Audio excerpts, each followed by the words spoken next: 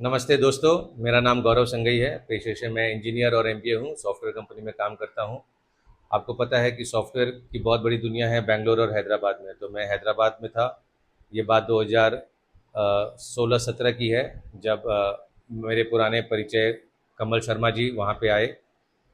और मैंने उनको काफ़ी साल से जानता हूँ, 2009 से जानता हूँ। उनकी एस्ट्रोलॉजी, उनके पूजा पाठ, उनके वैदिक शास्त्रों की नॉलेज, क्योंकि वो दूसरी या तीसरी पीढ़ी हैं जो उनके पूर्वज ये काम करते आए हैं।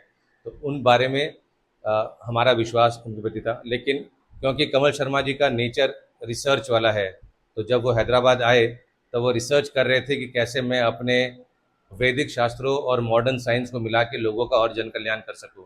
इस तरह से उन्होंने हेल्थ वास्तु की ओर अपना ध्यान दिया। वो चाहते थे कि वास्तु के थ्रू मैं लोगों का भला कर सकूं।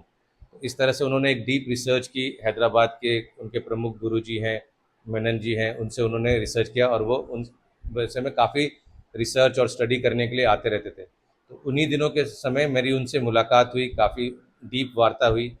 काफ़ी तर्क हुआ कि कैसे हम आज के ज़माने में, जब 90% लोग अपने भाड़े के मकान में रहते हैं, या ऐसी परिस्थितियां उनके उत्पन्न हो गई है कि घर कहीं गुड़गांव में रहते हैं, जॉब कहीं नोएडा में, या घर कहीं और रहते कहीं और। तो ये जो परिस्थितियां है, कैसे हम भाड़े के मकान में भी अपना वास्तु ठीक करा सके बिना तोड़ फोड़ के। और इतने वास्तु वाले हैं, कैसे हम विश्वास कर सके।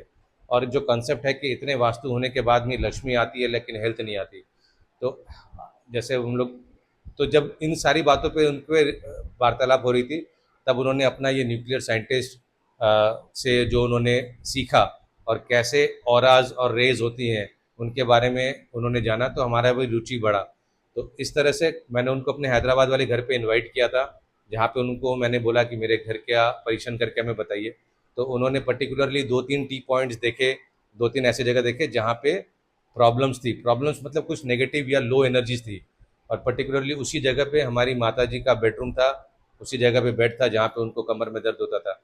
तो उपाय उपाय जब पूछा गया तो वहाँ पे उन्होंने कुछ ब्लॉकर्स दिए, कुछ रेमेडीज दी। और उन्होंने बोला कि 3 महीने में उसका असर होगा, और वो हर 3 महीने में फॉलो भी करते थे।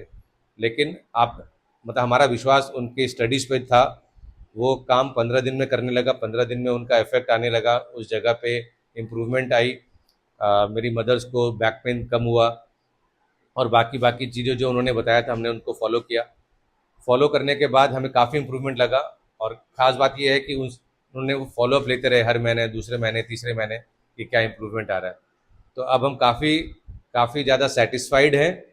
और इस चीज़ों पे हमारा विश्वास है कि अगर घर की एनर्जी अच्छी रहती है तो देर सवेर आपकी ऑरा, पॉजिटिविटी और मन बैलेंस रहता है, और उसके कारण बाकी चीज़ें होती है।